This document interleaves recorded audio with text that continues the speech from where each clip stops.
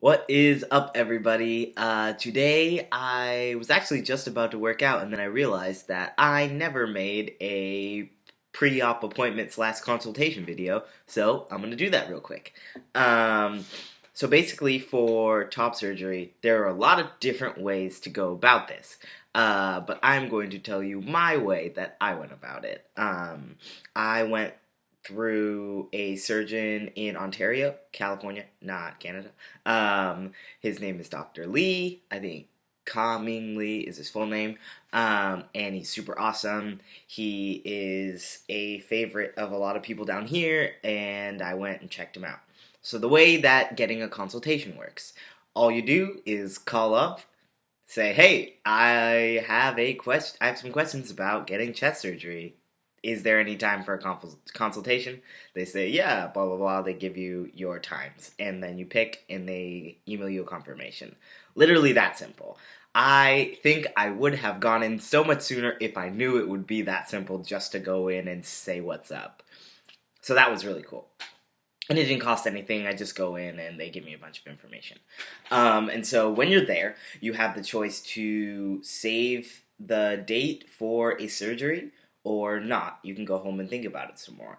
When I went in, they told me what happened. He had me put on like the little surgical thing and he checked everything out. Told me what the surgery details are, how long it takes for different chest sizes, and everything like that. It made me feel super comfortable. He was super cool, used the right name and pronouns the whole time, um, and was just all around super friendly. Made me feel very comfortable. So that was really cool, and that was my consultation. After that, I was with one of the, I don't know, nurses, secretaries, one of those ladies, and I did save the date for April 1st, which is coming up. It was a $300 deposit, so I'm sure everybody has a type of deposit system, and that's the consultation process. And then the second part of this video is the pre-op appointment and what it entails.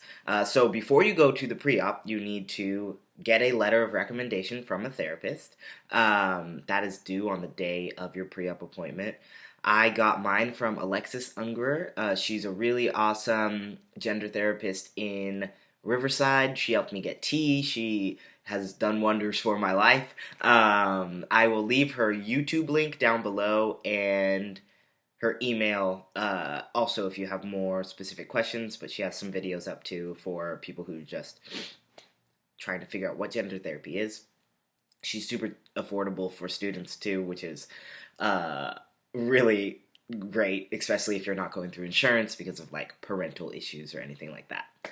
So I went through her. She wrote me a letter. We had a one-on-one appointment before the letter, and we talked through. She has this like top surgery homework that really prepares you, makes you do a little bit of research, so you know what you're getting into. And we went over that. She wrote the letter, sent it to me in the mail, and then I went to my pre-op appointment last week. And so basically, they gave me this folder. This folder has where the surgery is, and all the stuff like that. It has post-op. It has like a bunch of not worksheets, but like information sheets, which is super awesome. So there's post-op care. There's another like post-op instructions. So one's like advice, one's like specific things to do after surgery. There are prescriptions that they prescribe you.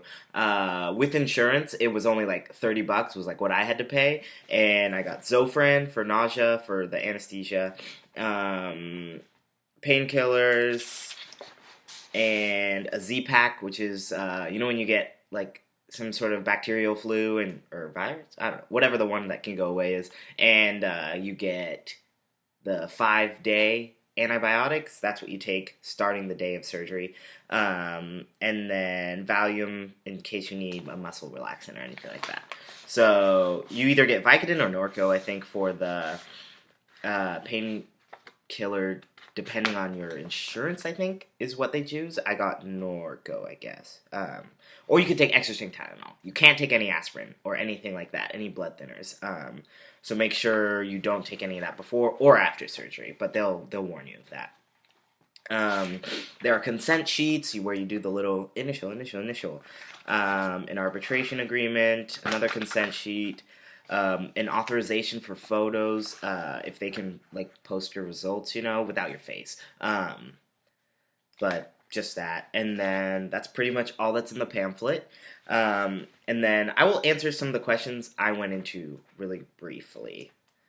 I should say. Oh, you also have to do labs. So they'll give you a little request form to go to like Quest Diagnostics, and it took like 20 minutes after my surgery. I drove to the lab. They took only one vial of blood, which is great. It's less than when you do get your T labs done. So it's quick, painless. They send it off. You don't have to pay anything for that. But so feel free to leave any questions down below. I did not want to make this like a 20-minute video, so if you need anything, you have any questions, put them down below. I'll answer them to the best of my abilities. These are the questions I went in with.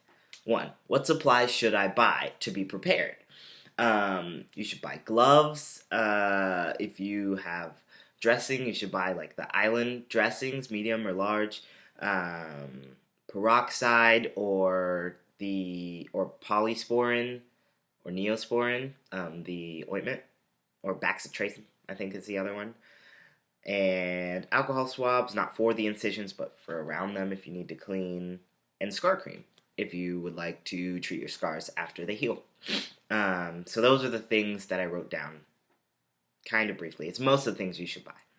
And then how long do you have to wait before scar treatment until they're healed, the incisions are all the way healed, then you can start treating them. That's a pretty common sense one, but I don't know. I was really nervous about that one, so I asked. Number 3, how long and how many hours do you have to wear an after surgery binder? This differs by surgeon, so just ask your surgeon, but some are like, for the first 5 days, 24 hours, and then 12 hours after that for like 4 weeks, or they really differ, and it depends on if you have drains and all that. So that is surgeon by surgeon. I encourage you to ask and get informed. Number 5, how long will it take for surgery? He said, for me, it'll probably take 2 to 3 hours. For some larger chest sizes, it could take up to 5. For some super small ones, it could take like only 2. I'm kind of just in the middle, so that's where that is. They tell me the time of my surgery the day before, but they let me know that it would be in between 7 a.m. and 2 p.m. So I have the next 2 weeks off anyway, so it's not like I'm going to do anything else later that day. So that doesn't really matter. And then post-op appointment, they schedule at your pre-op appointment for 5 days after surgery. And that is pretty much it. Those are all the questions I had. If you have any questions, leave them down below. I can elaborate on any post-op things that I have in the sheet. I don't want to just read off sheets for you. That'll be a little bit boring. But yeah, if you have bared with me through this whole video, thank you. I hope it was informative. If you have any questions, feel free to ask. I love interacting with you guys. Like this if you liked it, and subscribe to me for more of me sometimes. I'll definitely be updating you guys after surgery, after my post-op thingy, and then as it goes monthly, like I did with my T1s. So yeah, have a great day.